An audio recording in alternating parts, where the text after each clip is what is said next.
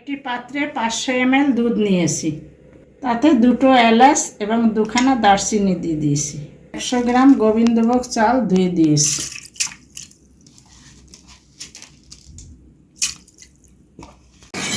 এখন উনানে এই দুধটাকে ভালো করে জ্বালিয়ে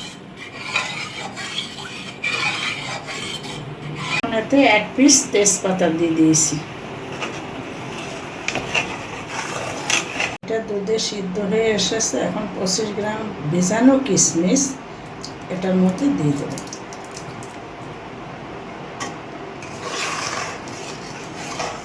পায়েসটা মিডিয়াম আঁচে রান্না করতে হবে যাতে তলাটা ধরে না যায়। এখন আমাদের পায়েসের মধ্যে 2 চামচ ঘি দিয়ে দেবো টেস্ট বাড়ানোর জন্য।